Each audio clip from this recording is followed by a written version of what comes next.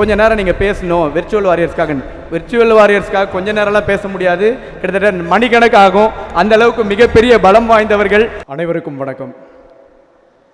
தமிழக வெற்றி கழகத்தின் தலைவர், தமிழகத்தின் நிரந்தர முதலமைச்சர் ஜோசப் விஜய் அவர்களது ஆசையுடன் இன்னைக்கு ஒரு ரூலிங் கவர்மெண்ட்டில் இன்னைக்கு டிவிகேக்கு சப்போர்ட் பண்ண அத்தனை யூடியூபர்ஸ் முன்னிலையிலும் இந்த ஏற்பாடு, இந்த நிகழ்ச்சியை அரங்கேற்றி சிறப்பாக நடத்தி கொண்டு வரும் அன்பு நண்பர்கள், மேடையில் அமர்ந்திருக்கும் எல்லாருமே நம்ம நண்பர்கள் தான். அனைவருக்கும் எனது முதற்கண் வணக்கம்.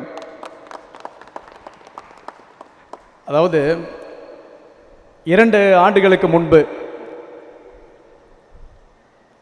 ஒரு சின்ன விஷயம், ஒரு லேண்ட் டிஸ்பியூட், அந்த விஷயம் நான் இங்கே சொல்கிறதுக்கு நான் குறிப்பிடுறேன். ஏன் அப்படின்னா, திமுக கவர்மெண்ட் அந்த டைமில் இருக்கும் பொழுது ஒரு சிவில் டிஸ்பியூட்டில் வழக்கறிஞர்கள் நாங்கள்லாம் வந்து தலையிட்டோம்.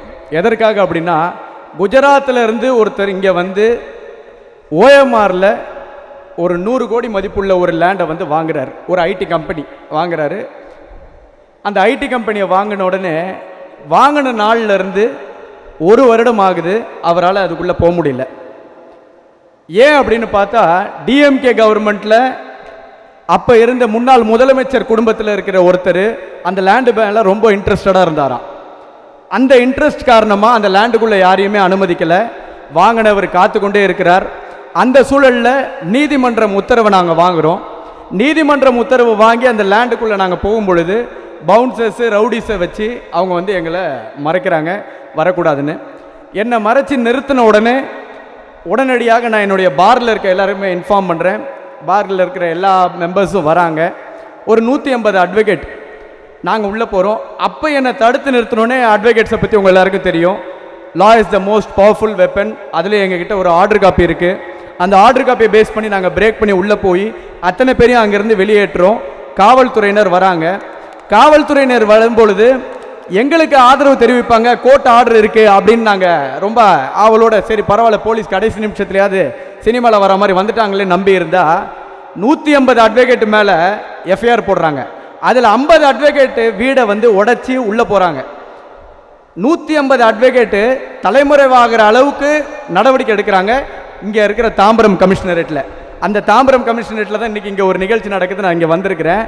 அன்றைக்கு அந்த வழக்கறிஞர்களுக்கு மிகவும் ஆதரவாக இருந்து, தமிழக வெற்றி கழகம் உங்களோட இருக்கும், நாங்கள் உங்களுக்கு சப்போர்ட் பண்ணுறோம், நீங்கள் வாங்க, எங்ககிட்ட விர்ச்சுவல் வாரியர்ஸ்னு ஒருத்தங்க இருக்கிறாங்க, அந்த விர்ச்சுவல் வாரியர்ஸ் மூலியமா எந்த நியூஸ் சேனல்லையும் வராத இந்த சம்பவத்தை நாங்கள் வெளியில் கொண்டு வரோம், நாங்கள் உங்களுக்கு சப்போர்ட் பண்ணுறோன்னு அன்னைக்கு இந்த கட்சி மூலமா அவ்வளோ ஒரு ஈர்ப்படைஞ்சு அந்த விர்ச்சுவல் வாரியர்ஸோட சப்போர்ட்டோட உயர்நீதிமன்றத்தில் மிகப்பெரிய ஆர்ப்பாட்டத்தை நடத்தி அந்த எஃப்ஐஆர் 150 அட்வொகேட்ஸ் மேலே போட்ட எஃப்ஐஆரை எஃப்ஐடி பண்ணுறாங்க. அதாவது ஃபர்தர் ஆக்ஷன் ட்ராப்.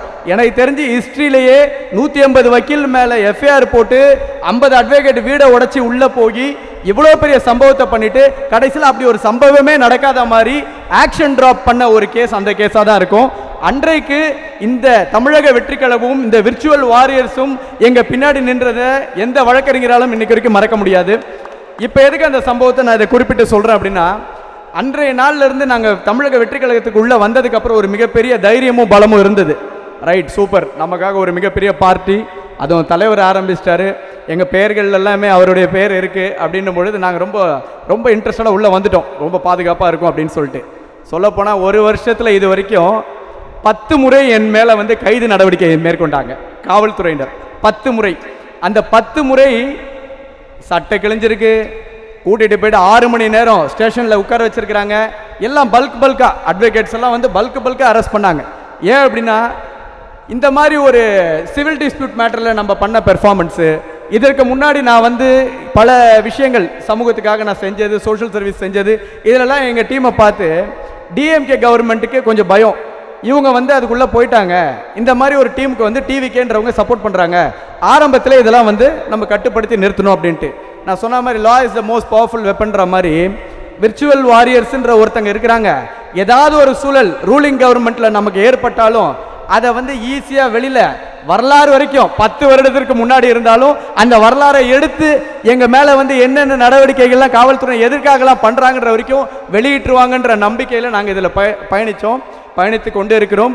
இன்றைக்கும் இந்த நிகழ்ச்சியில் வந்து அவர் கூப்பிடும்போது சும்மா இந்த மாதிரி ஒரு நிகழ்ச்சி ஏற்பாடு பண்ணுறோம், யூடியூபர்ஸ் எல்லாரும் நீங்கள் கொஞ்சம் கலந்துக்கிட்டு ஒரு கொஞ்ச நேரம் நீங்கள் பேசணும் விர்ச்சுவல் வாரியர்ஸ்க்காக கொஞ்ச நேரம்லாம் பேச முடியாது, கிட்டத்தட்ட மணிக்கணக்கு ஆகும். அந்த அளவுக்கு மிகப்பெரிய பலம் வாய்ந்தவர்கள். அதாவது உருவமே இல்லாமல் ஒரு திமுக போன்ற 70 ஆண்டு கட்சிக்கு மிகப்பெரிய பயத்தை ஏற்படுத்திய விர்ச்சுவல் வாரியர்ஸை பற்றி 2-3 வார்த்தையில் முடிக்க முடியுமா? அப்பேற்பட்ட மாபெரும் சக்தியாக தான் நான் அவங்க எல்லாரையுமே பார்க்குறேன்.